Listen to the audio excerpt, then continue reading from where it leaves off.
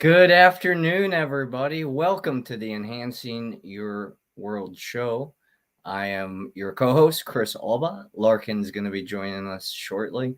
And today we are talking about how to walk our present path, rather, not past, present past, right? That's kind of how it works, though, while manifesting our dreams. There's so much talk. There's so many teachings on manifesting, on how to transcend your current reality. And that's good. It's also part of a marketing ploy, in my view, to keep us enslaved to our current situation. It's come through my experience, and I've been very, very blessed to manifest many dreams, ones that, as I was growing up, we always talked about, and making $100,000 a year, or, making a certain income, or, being able to travel to these certain things, or possess these certain possessions, these cars, these tools that we use in our everyday life, our resources.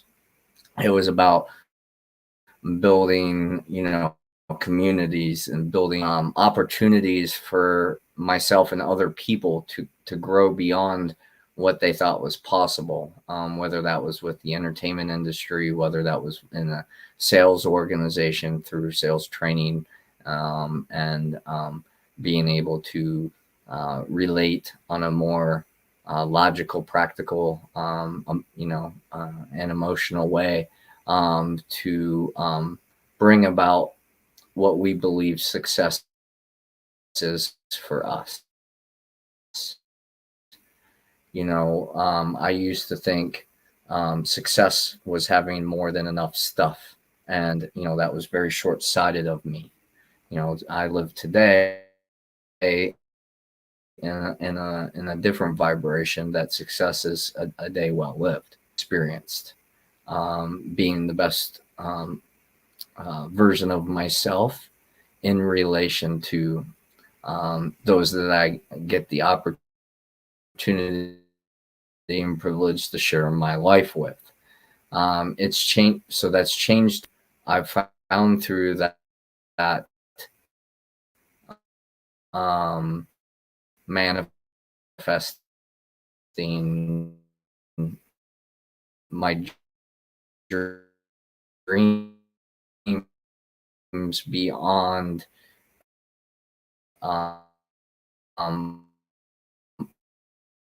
what my consciousness at a certain time could see.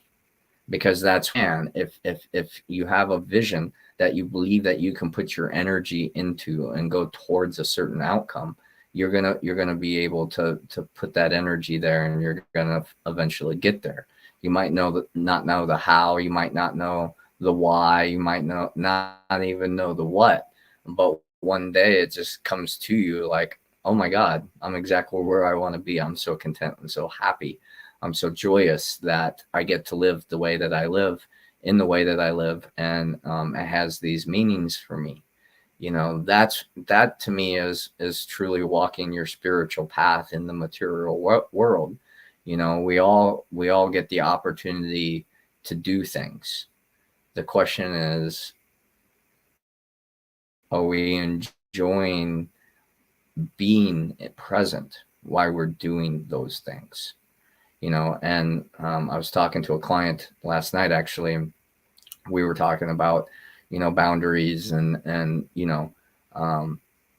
challenging people and things like that. And, we were talking about, helping people out. And, I was given an example that, I'm helping a friend do some things, and it's not my favorite thing to do. And he was like, well, I wouldn't do that. And I'm like, well, that's the difference between us, and there's nothing wrong with that. I tend to choose to look at, can I be of service before I can I help? Can I add value to what is currently going on? And then, I kind of notice and observe my feelings about it. I honor my feelings about it. Like, yeah, it's not my favorite thing to do, but one of my favorite things to do is help people. So it trumps it. We've talked some about natural law and how to bend natural law. You can't break them. And so, I would say to grow beyond the confines of what you've ever experienced means that you have to choose things that you've never chosen before. So sometimes that is maybe not putting yourself first, because that's what society teaches us that we should do. And really learning what it's about to be in community and to be part of an organization, part of an organism that works together to achieve a certain result. Or sometimes it's when we're always been a giver, it's sometimes stopping that flow of energy for a short period of time to allow things to catch up, right? Because if we're always chasing, we can never actually obtain it, because the chase is a certain vibrational frequency. And in my past, the chase was the most exciting part. And then I'd get the thing, I'd get the result, I'd get the outcome, I'd be in the relationship or whatever. And it's like, oh, this isn't what I thought it was going to be like. I imagined it would feel like this, or I imagined it would be like that. And it's not showing up that way. Oh my God, maybe I'm manifesting wrong. No, that was exactly what I needed beyond my own conscious awareness. And when I slowed down enough to look and say, this isn't pleasurable medicine, but sometimes that pain, sometimes that painful experience, sometimes that hurt, sometimes that anger is good medicine, because it helps move us from a place that we've been comfortably uncomfortable. I don't know what your childhood was like, but I grew up in a family that, my parents worked really hard to provide the lifestyle that they thought that we needed. Not that it was ever enough, right? Because that was always the story, and I never understood that.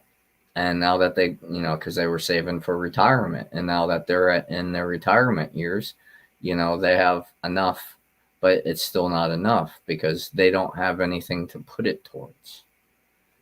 So now they're just watching their money, fluctuate in the market, and in their investments, and they feel kind of powerless, because they don't have control over their nest egg, because they gave it to someone else to caretake.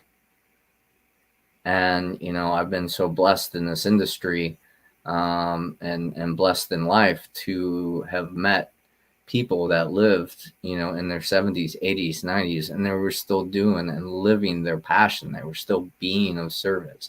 They didn't even need the financial income from it. They were financially sufficient to live the rest of their life. They had nothing to worry about, but what their purpose was, what their passion was, what kept them alive was the manifestation of their dreams of being able to be of service in the way that they're being of service, whether it's volunteering or whatever it is. It's important for us to have purpose, to have meaning, even though it's self-created.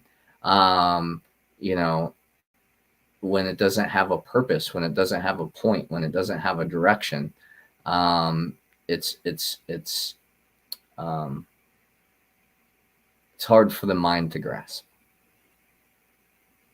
And so that conscious awareness helps direct us through the unconditional love of abundance, of possibilities and opportunities, so we can navigate choices, we can navigate circumstances in our lives and say, we want to move towards these things, away from these things.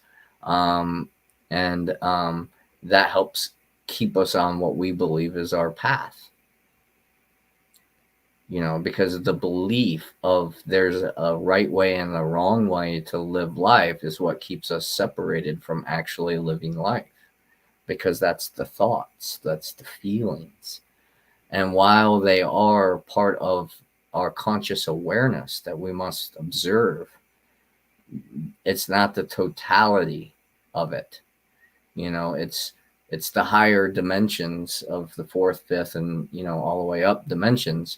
Those are energetic, those are fast moving frequencies, thoughts, feelings. And the goal is to bring those high energy, high vibrational thoughts and feelings and bring them into the third dimension through our behaviors, and then act upon them to create processes. And the processes are what creates the results. It's the habits that either help us or hurt us in the mission of life. If our habit is to just go to work, go to our day job, and then come home and just hang out, and enjoy the day, that's beautiful. That's lovely. If that's what you want out of life, then that's fantastic. Now, if you want to live a life that not everybody gets to live, you're going to have to do something differently than what your neighbors and your friends are going to do. Whether your neighbors, friends, family support you or not, that depends. And what I found, again, through my own experiences, this is what I try to speak on. I was talking to my mom the other day about everything, and she was like, the thing that I've noticed over the last year and a half is how much you've healed, the various different, things, your anger and your frustrations, and you feeling like you can't do this or you can't do that because it's gonna upset this person or it's gonna challenge this person. She said your confidence, just the way you carry yourself, just the way you exude this knowingness, that you are where you're supposed to be, doing the right thing for the right reasons, and you're not second guessing yourself anymore. And I was like, wow, that's beautiful that someone else sees that in me. Now, do I see that in myself? And that was a challenging meditation. That was a challenging reflection. But when I realized those things, when I look back, I remember in 2018 when I told everybody that I was going to start having events here, that I was going to turn this into a holistic center, that I was going to have clients here, and I was just going to work from here and do this thing. And everybody said, that's never going to happen. Your parents aren't going to allow it. They don't support you. All these various different things, like it's never going to happen. And I said, well, if it's meant to be, it will be. Maybe I have to go away for a little bit. I did all that stuff. And then when I came back, I was still met with resistance and saying, you can't do this, you can't do that. It's making us uncomfortable. We don't want all these other people over at our house, all those things. And within a short period of time, that's all changed. Over the, just in April, we had close to 100 people here through the different ceremonies, through the different experiences, through the different services, all the different things. It was lovely. It was super busy. I don't even know if it would be long-term sustainable, because at the end of the month, I was toast. But I got to have the experience. I made my dream a reality. And that's what I want to talk about is manifesting. What is it that you want? How do you want your life to look like? As I talk to my coaching clients, I say, What you wake up tomorrow, new life, new day, new opportunity. How do you start your day? How do you use the energy of the day to bring you closer to that vision that you call your life's purpose? Because being of service is as simple as smiling at somebody. It's about reaching out and picking up the phone and reaching out and calling someone and saying, "Hey, friend, I haven't talked to you for a while. How you doing? Miss you. I want to let you know how much I care for you. I know we're not in each other's lives every day. That's just not the way it's working right now. But I still love you. I still care for you. And I'm here for you if you ever need anything. And I hope the same goes, I hope there's, sacred reciprocity there. I hope there's I need there. I hope there is harmony there." And that's maintaining our relationships. And, my girlfriend said something very wise to me a few weeks ago, and I don't know if she even realized that she said it, but are you grateful for what you manifest? Because if you're grateful for what you manifest in life, then you also put the energy in it to keep it maintained.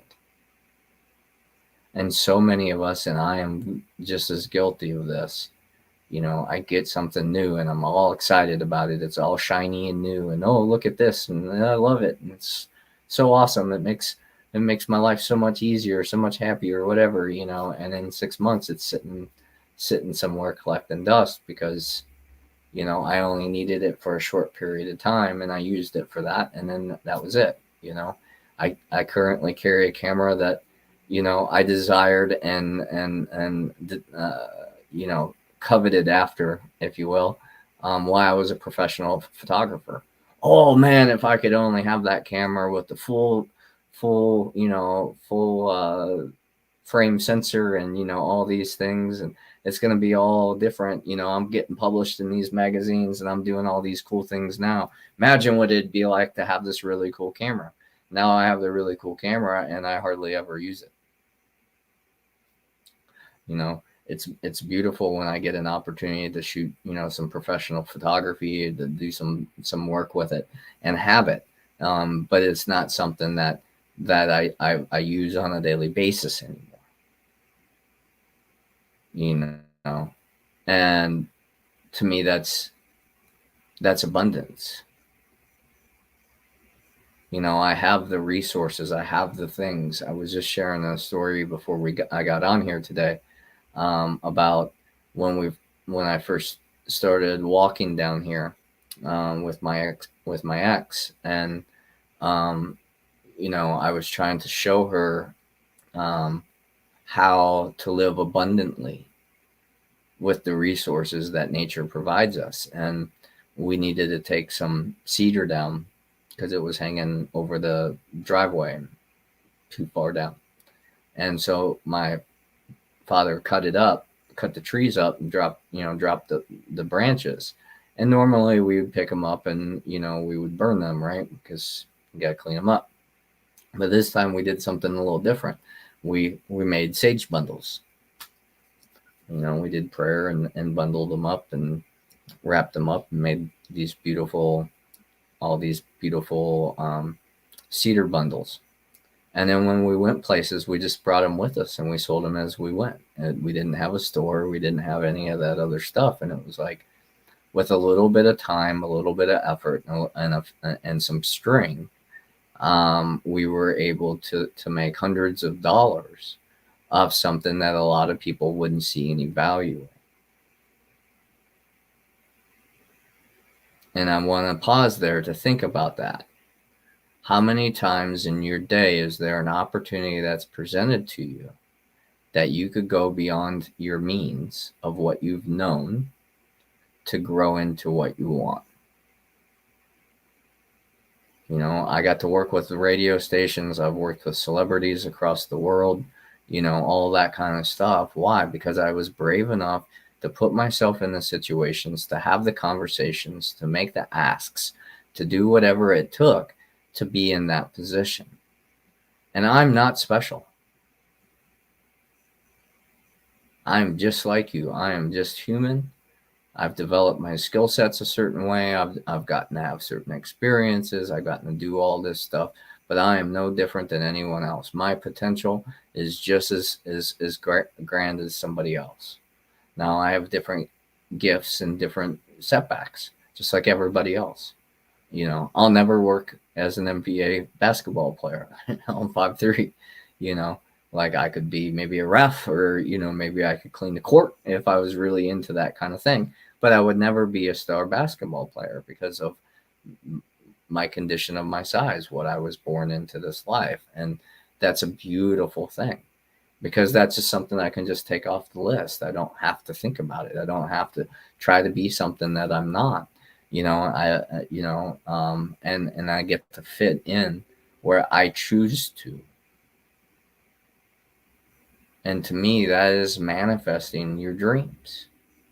To be able to put yourself around people that are loving, caring, supportive, nurturing, desire to be of service, that desire to be good-hearted, that desire to be, to do the best that they can to live an unconditionally loving life.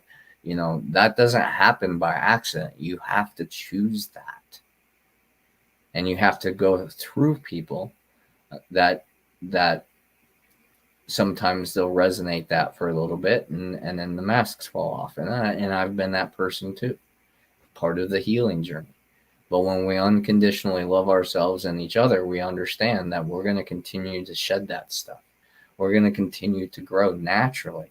It's a natural process. Only when we in our head say, I can't do this, or I can't do that, or I can't be this, or I can't be that, I can't do this, I can't do that, or I can, or I will, because I'm choosing to. That's the only thing that deciphers whether you're attracting or rejecting from this point of my awareness in this moment. Maybe after I watch the podcast a little later on, maybe I'll have something else to say on the subject. But the only thing that keeps us from living the life that we want to live is us, and the observations to say it's too far away, instead of saying, how am I actually being it now? How am I actually living it now? Because you have to be before you can become.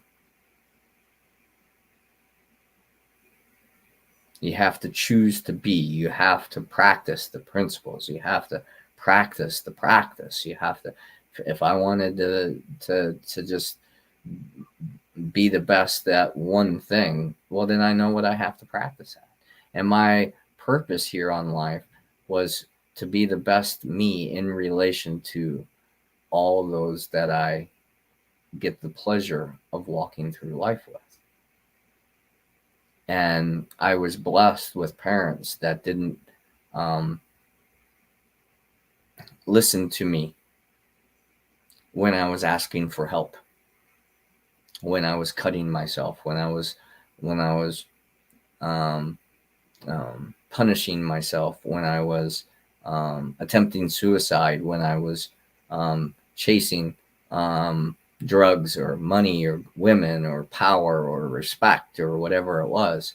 They had their opinions, but they weren't encouraging of me to go get help.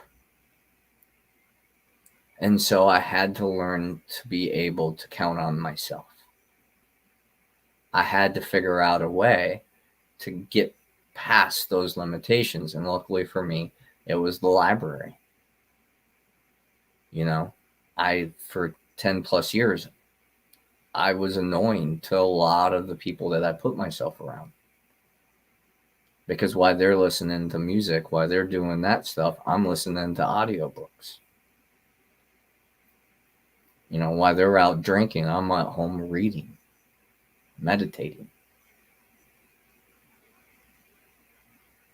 And it was because I wanted a different life. When I learned about foods and what we're putting in our body and the strain that it takes, because our body is nothing but a really sophisticated filter. So we can either choose to not put the foods in the things in our body that our body has to filter out, we can choose that, or we can put the food in our body and make it work. And if you want to know whether or not your filter's working, I would say, where do you have a lot of excess fat? Because that's stored stuff that your body hasn't been able to burn off yet. When we have toxins, the job is to push the toxins out of the body. Well, if it can't process it because it doesn't know what it is, or it's too excessive, so it needs time to be able to filter that through. It's like a small funnel versus a large funnel hole, right? It just takes more time to filter through, to funnel through. If we're in an overaccumulation, the only thing the body is going to be able to do in that momentary time is push it away from our organs and store it as fat. So it's been my experience when people try to get back into health, into a healthy vibration, and they have a lot of excess fat. They start exercising, they start eating right, whatever, and all of a sudden they start getting sick first. And why? Is because they're churning up all that stuff that's in them, all the crud, all the stuff, all the toxins, until that can be filtered out. So it's a process. And so is manifesting your dreams. So is walking your path in the present, the moment, because it's the only time we have to do anything is in the now. And that's how important it is. And a lot of us dismiss that. Excuse me. Thank you. Because, we'll just get to that later. I don't feel like it right now. Those dishes aren't going to go anywhere, and I would rather relax. Cool. Awesome. That's a choice. And they'll be there. Or you get up, you do them, and then you can go chill, and then you have a clear conscience in mind that the chores of the things that you wanted to get done got done. And then you can truly relax and not be aware of those things. And that's some practice that I'm working on, because I got really good at avoiding, cleaning and things like that. Not that I can't stand it to be disgusting, and so I would always keep it neat and tidy. But at the same time, like, I didn't freak out if there was grass in my kitchen, because people have been walking in and out of the house all day, and they're picking up cut grass, and it's like, okay, we'll sweep later, whatever, and things like that. Like, so I know that a lot of the struggle and a lot of the challenges that I have in my life were my fault, and that's beautiful, because if they're my fault, then there's something that I can do to change that. If somebody outside of me, it was their fault. I've had some challenging business relationships. I've had some challenging relationships. And what I learned was it was my responsibility and my fault, because I was the one that invited that into my life. So it was my choice to keep them in my life for whatever reason, for whatever circumstance. And it was part of my lesson. It was part of my teaching. It was part of my healing. It was part of all those things. Because it's not outside of you. And that's what our society wants us to talk about. They want us to blame. They want us to shame. They want us to divide from each other. And just and rather than coming together and saying, okay, we made these agreements. We're out of integrity of the things that we agreed on. Let's get back to that. Or let's choose to go a different way, because I thought this was going to be easier than it was. But either way, no hard feelings. We had to have the experience to know what we now know, whether we choose to continue on or not. That's our choices. That's our conscious awareness. You know, we talk about bringing things in, bringing the formless into form, right? Well, how does anything get created? Through an idea. And that idea creates a plan, and that plan creates a process, and that process creates outcomes. So walking your path is knowing where you are, being observant, doing the best you can with what you have. You know, always leading the best foot forward, right? Always trying to bring that ripple forward, you know, so it's always going forward, not backwards. Because it's really hard to manifest from the past. It's already happened. Everything you were going to get from that outside of insights is gone. There's no tangibles there. Just information. It's how we apply that information in our now that brings things towards us from the unknown, which is the future. We can use our imagination to think we know what's coming down the pipeline from the future, but the reality of it is the future is unknown. I mean, how many relationships have you been in, you know, or friendships or jobs or whatever, and it's like, this is my forever. This is going to be what I'm going to do for the rest of my life. These are the people that I'm going to walk with the rest of my life. These are my family. Nothing's going to drive a wedge in between us. And then all of a sudden something happens. And that's how exactly what happens.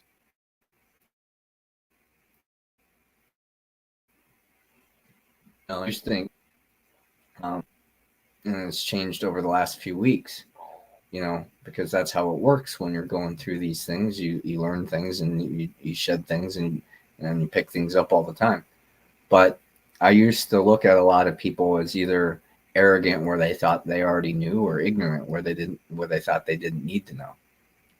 And now I'm starting to see it with an innocence.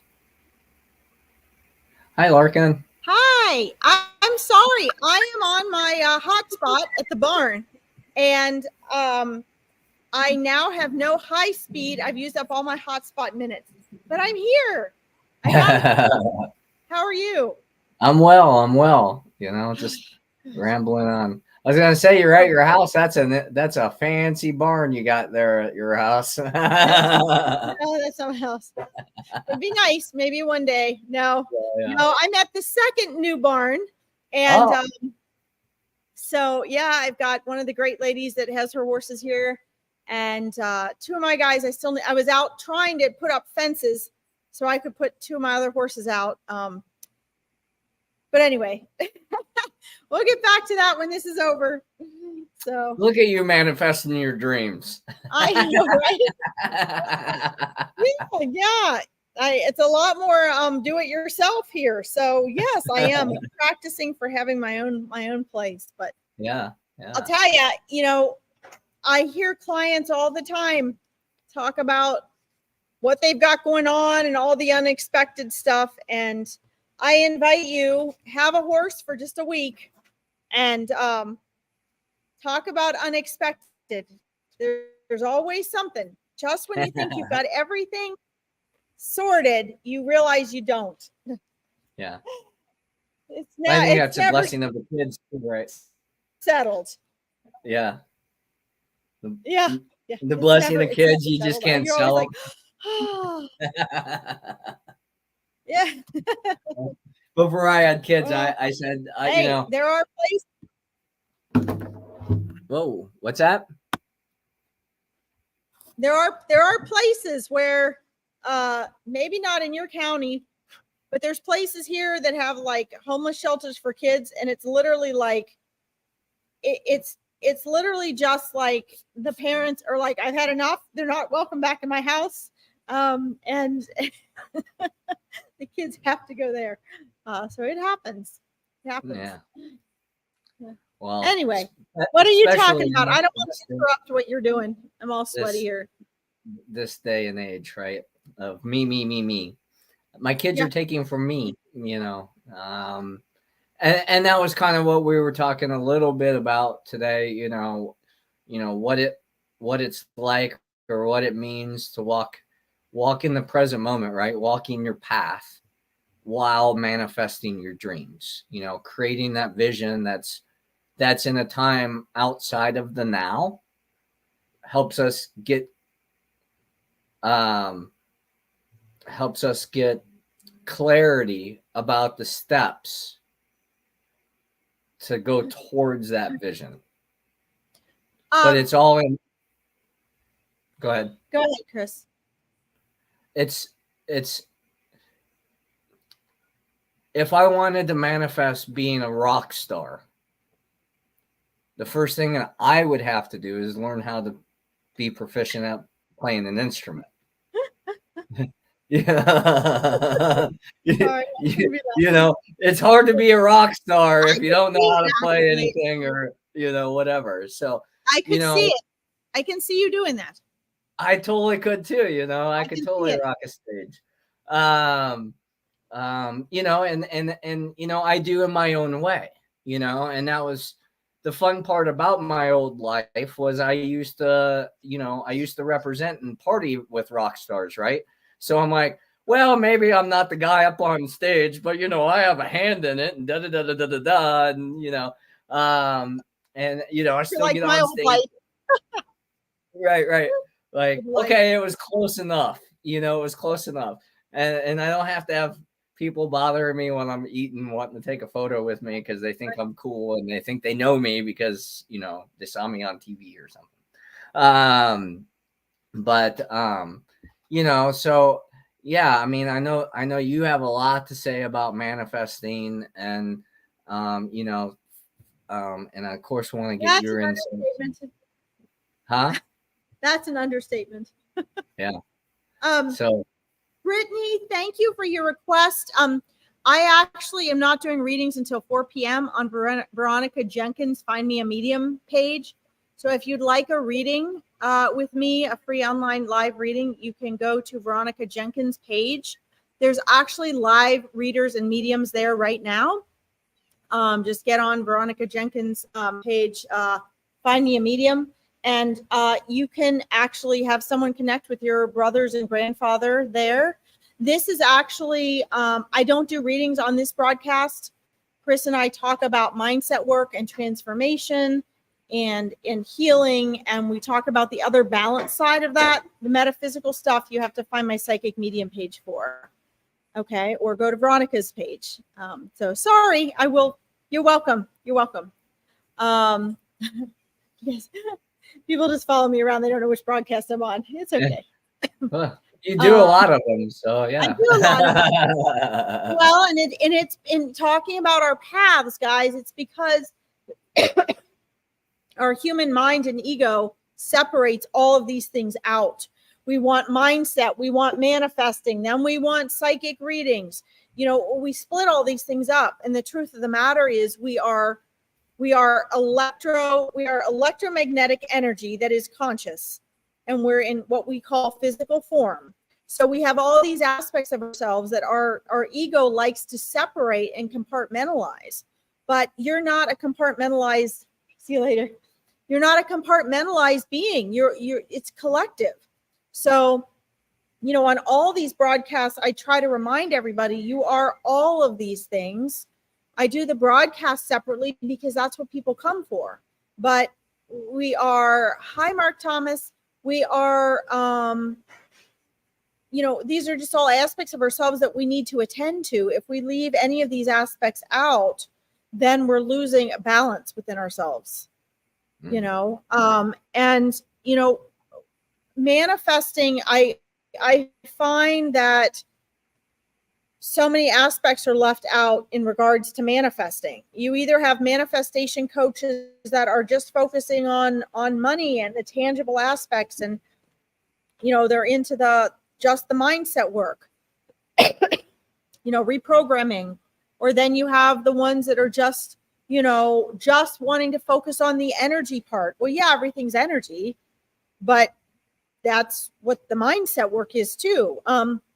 So we really have to look at the mental, emotional, and energetic aspects of you and your life, and find a balance there. And that's really what Chris and I are trying to do, is we're trying to bring all those things together, which is why today we're talking about your path in manifesting.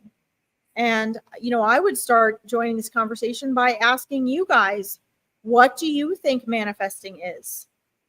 What do you think your path is? What do you think a path is? Because we have preconceived notions of all of these things. And I saw an argument on a YouTube post the other day, and somebody was talking about how you can't have knowledge and a belief, and that they're two separate things. And they were all arguing about thoughts and knowledge and belief. And so let's clarify this right now. Beliefs are just repeated thoughts. So if you believe that you're fat and out of shape, then you have made a habit of thoughts, or you've been told repeatedly, you're fat, you're fat, you're fat, you're fat, you're fat. Well, that is now a belief because you've thought it so many times. And attached to it. Yeah. So you what I call sticky thinking, you have an attachment to that. Why do you have an attachment to that? Because it's part of your identity.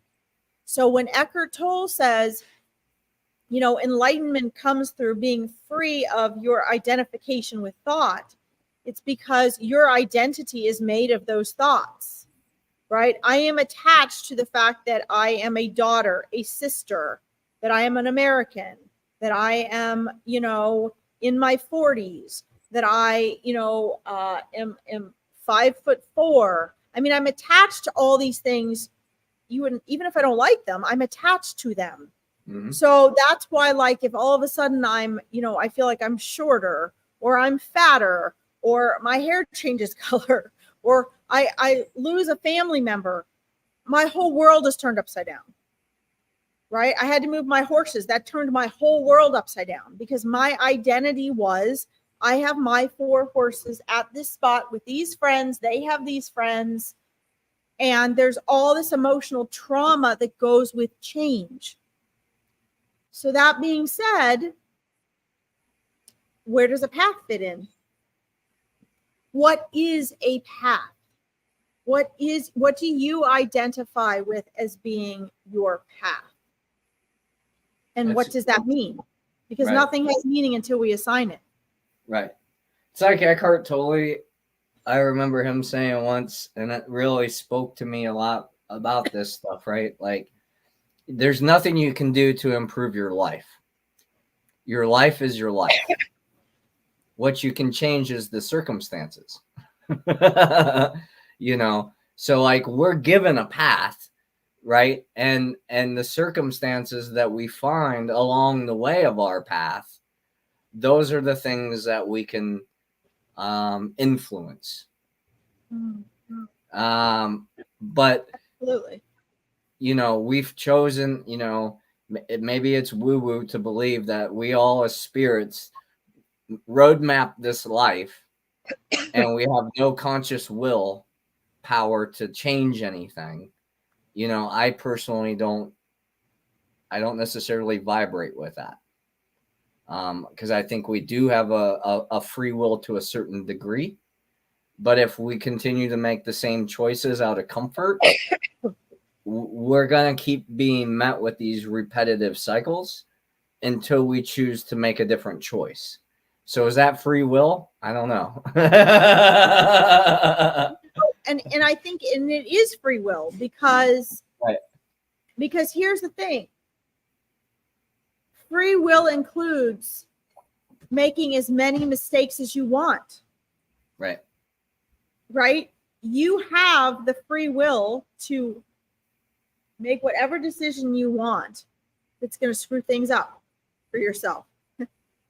It's consequence, right? It's cause and effect. So when we're talking about free will, guys, we're talking on a soul level. And that extends to not understanding your power of choice. Right. When we translate that to our human self, our human personality, our practical mindset choices, that always translates to your power of choice that you do not recognize that you have. Right. And the reason my initial business, my coaching business, is called My Powerful Choices is because as I was reading Eckhart Tolle, I began to recognize I had choices I was never aware I had. In other words, most of you listening, I mean, I have found since then that almost everyone I know, including myself, I keep uncovering them, is completely unaware of what things are a choice.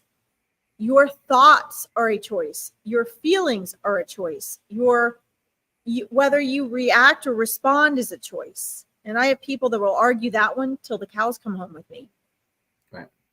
The deal is if you play it safe and you don't acknowledge, people don't want to acknowledge certain things are choices because there's a comfort zone that is around not taking radical responsibility. Right. And the more choices you have, the more radical responsibility you have to take. What people don't realize is you have those choices whether you choose to accept and acknowledge them or not, which means that when you don't take radical responsibility and you don't step up to the choices you have, you are living by default. When you live by default, you're living as a victim. Then you say, I can't change anything. I'm stuck. This is what's happening to me. Life is happening to me. And you stay in that cycle.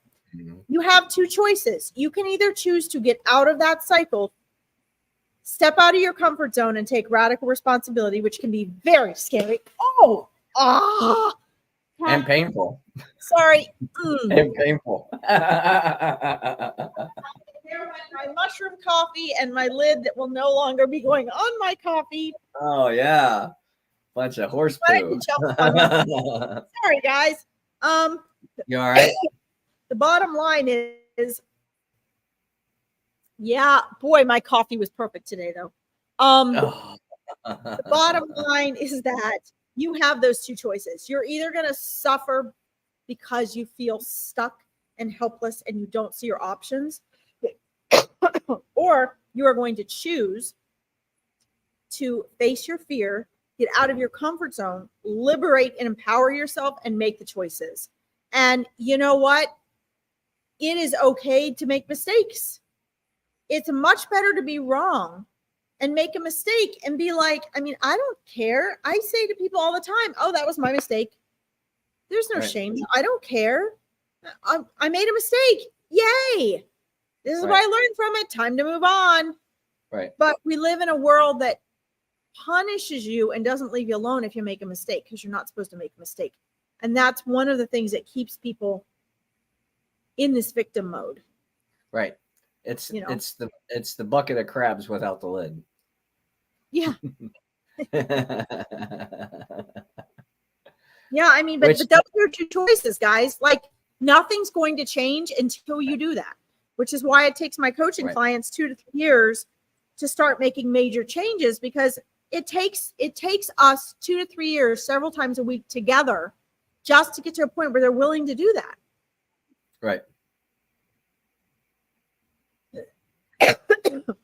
and those time frames, of course, can vary based on where someone's at. I mean, my client last night was telling me, look at how much I've grown in 7 weeks. Like I'm look at these conversations I'm having. Look at, and they're seeing it. And they're ready to do it. Yeah. Well, and it was just, we talk about divine timing, because I don't know about how you feel about this, Larkin. We haven't talked about this, but I know for me that I can't say the right thing at the wrong time or the wrong thing at the right time. What really differentiates that is timing. So that's where I say it's divine timing. I asked a certain set of questions that allowed him to move into a certain mindset, And it wasn't my skill set. It was just I was present at that time, so I was able to reflect what was going on.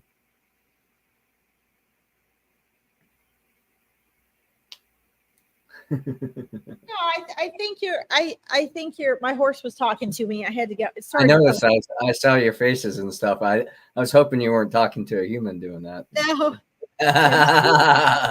Talk to me. It started to thunder, so I was acknowledging her. I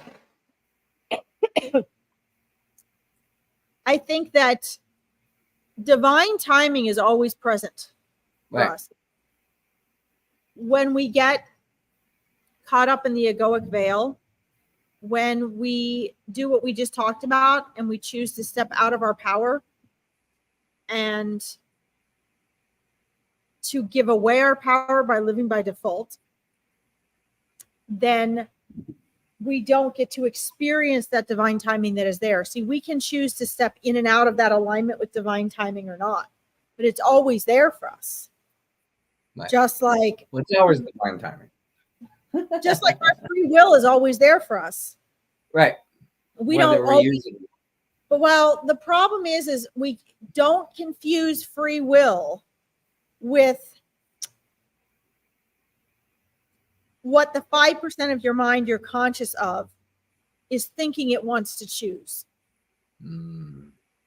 So I'm trying to think of a good example. It may be that your free will chose to come into this life to learn what it was like to be alone in the world. How fulfilling life could be being alone.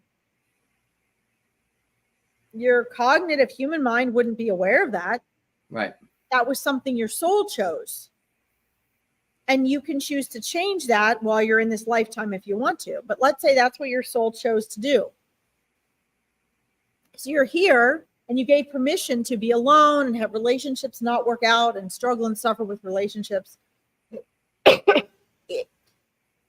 The collective ego goes, oh, you came here, or readers will tell you, you've come here to suffer and be alone. Okay, no. First of all, you didn't choose to come here and suffer. You're allowing that with your choices here as a human with your egoic mind. The suffering comes from the separation of your alignment and not learning from your mistakes. There's a difference. You didn't choose to come and suffer. I've heard a lot of readers tell clients that. That's not right. That's a misunderstanding. You can choose to change it because you're still you. So you still have that free will. You can come here and decide, you know what? No, I'm shifting my focus. This is my priority. You can choose to do that. But most people, because you're only aware of 5% of your cognitive mind, you're not aware of the 95% of your mind that's actually holding those beliefs we were talking about, those repeated thoughts, those habits. That's your programmed mind. That's when you say, I want to quit smoking with the 5% of your mind you're aware of, and your subconscious mind says, no, you don't, because you got all these reasons why this is a part of your identity. So you're going to keep smoking forever because you need that.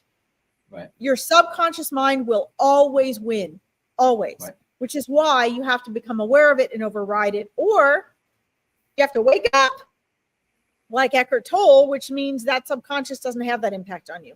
But right. You are a human right now. So please, understand that most people are even listening to this and interpreting what I'm saying with the 5% of their mind they're conscious of. Don't forget that 95% you're not aware of is processing everything I'm saying, judging it, making different decisions. It's giving meaning to it. But my friends, that has nothing to do with your consciousness. That's not your soul. That's not your intuition. Your intuition is the part of your eternal consciousness, your soul, that is able to be processed through your 5% of your mind you're aware of. Right. So once you guys understand all those things are separate, And you learn to differentiate all of these things, which takes practice. You're not going to do it overnight. Most of you probably don't really even understand what I'm explaining. It took me a while to put this into clarity so I could explain it to my clients. But this is why people get confused. They're wanting to process everything through that 5% of their mind they're aware of. And that's where they give meaning to everything. That's why they think their beliefs are fact. Your beliefs are not fact. They're beliefs. So, we need to be able to differentiate that. And then you guys can start to distinguish within yourself, what is your free will? Free will isn't, I can go out and buy whatever car I want. No. Free will goes deeper than that. Your free will had to give permission for you to even be here in this world. So in order for you to mess with your free will and know what that is, you have to start remembering who you are, because it does not just come from your conscious mind. You hear the thunder? Well, I hear it here. I don't hear it there. So, Jamie, Louise, Spencer, I have another person wanting a reading. So again, guys, welcome. This is not the broadcast where I do readings. This is manifesting and transformation and mindset work and healing and getting to know who you are, but I don't actually do readings on here. So you can either join me on Veronica Jenkins' page at 4 p.m. if you want a free live reading from me. That's Find Me a Medium page, or there's readers on there, I think, live right now. If you want to connect with your baby sister, just go over to Veronica Jenkins' page, Find Me a Medium, and I think they're doing readings right now. Okay. Thank you, though, for your inquiry. Let's see. I think is also responsibility for decisions. Yes, absolutely. That's what we're talking about. Taking radical responsibility, your power of choice. That's exactly what we're talking about. Yep. Yes, you're welcome. Free will is a hard thing to explain because, again, guys, we all have, our cognitive mind all has glasses. We're in glasses, and it's colored by our subconscious programming. So when we want to change our conscious thinking, we have to get to know what's going on in our subconscious mind and make that choice, set that intention. And it is a process. If it took you 30 years to create where you are right now, don't assume it's not going to take you 3 months to 3 years to undo that. You falling asleep, Chris? Are you there? Chris, are you frozen? Yeah, we're flickering. Yeah. Okay. Can it you looked hear me? like I couldn't tell if you were frozen or if you looked like you were falling asleep. Yeah. Oh, okay. No. Like I think we're having connectivity issues. Oh, no. I hope not. Watching us both freeze up. So it's not just you. So I'm still connected. So that's cool. Yeah. But yeah, I was saying the same thing before you joined. When you realize that everything in your life is your fault, it's good because you can change it then, even by allowing certain energies or certain things in your life. And not as a blame thing, and a shame thing, but again, to take radical responsibility and say, I wouldn't even say your fault. No. Well, I think we need to distinguish that. I think there's a big difference between everything being your fault, which does insinuate blame, and that's a really good point. And taking radical responsibility. They have two very different connotations. When you take responsibility, you're empowered. When you're saying things are your fault, that's a disempowering way of looking at it. So, in an argument with someone, take radical responsibility. I mean, and part of that means stop taking things personally. If someone's going to fuss at me, it's like, okay, You know, if you can see that person is not going to see past where they are, try just saying, okay. It removes the resistance for that other person and allows that bridge of connectivity, right? Because the ego wants to be right. So when you're really arguing with a person, what you're really doing is you are, wow, I got two horses that are getting poured on. When you're arguing with someone, that's resistance. It's just ego and ego arguing. Right. Your ego is arguing with their ego. Right. You might love each other very much. It has nothing to do with who you really are. It has to do with the ego gains energy by arguing. Right. And one of the things that martial arts, such as Aikido, teaches you to do is to surrender, to not have to win, to use what that person is giving you to give them back what they're giving you without doing any intentional harm. And what happens when things come back on us? And things always come back on us. You know, so that brings us back to the question, what is your path? What is a path? What does it mean to have a path? What is a life path? What is your life path? These are things I think are really important for you guys to think about and answer. Right. Because we can't give you the answer. It's got to come from within you. We can contrast and we can communicate between the variances of it. But the reality of it is we all carry our own knowing, our own truth of what's right and wrong for us from a core level. That goes beyond the mind, right?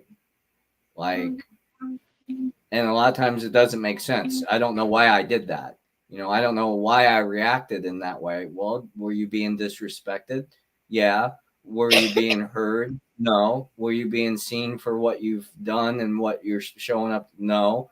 Well, that's why you got angry and reacted.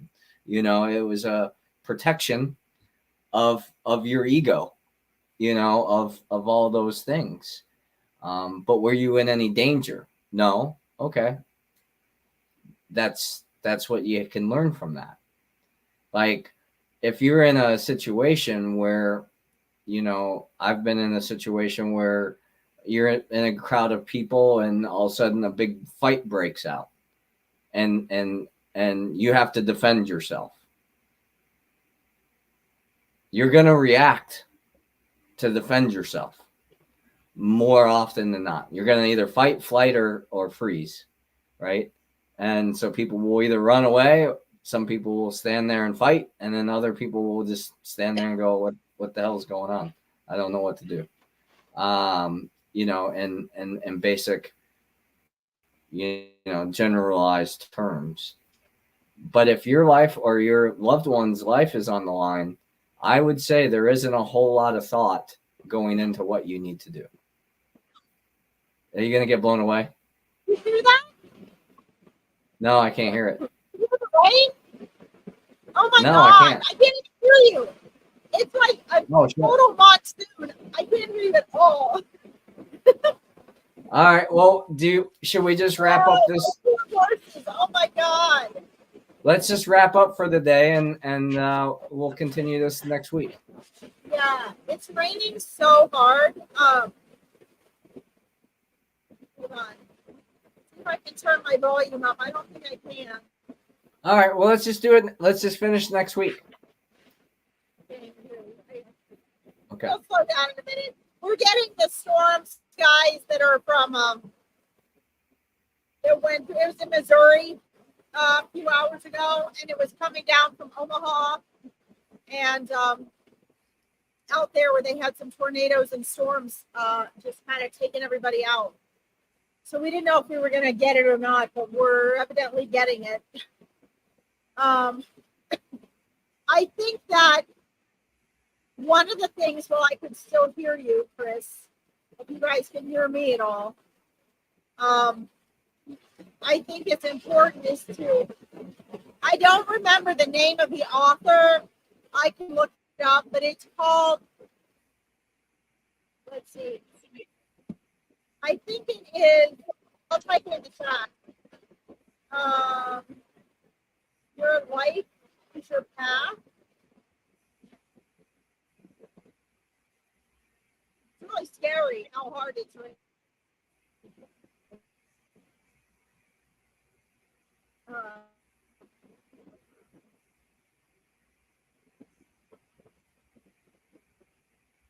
I'm getting wet. All right, so I think I'm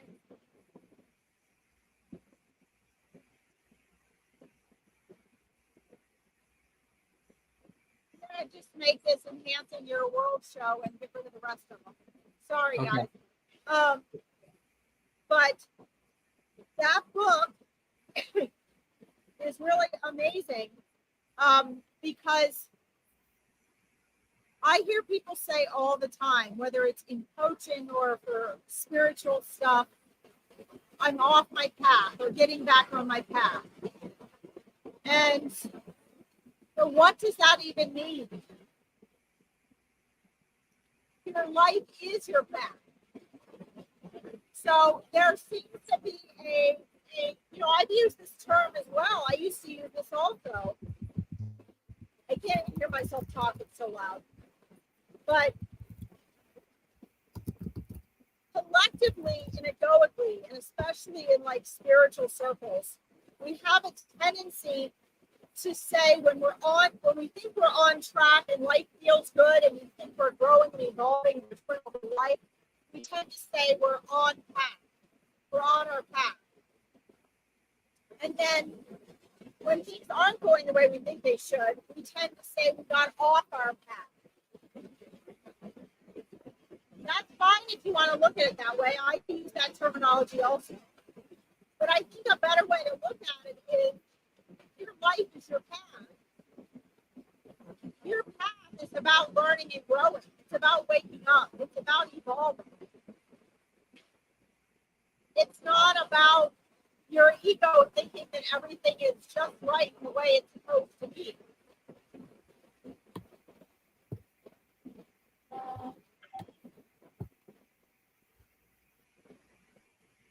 All right. And I totally agree with that. I think my horse out there with no shelter, and it's like, yeah, you should probably go. It's not going to fail. You should probably go get them. So let's call it a day and let you get your horses.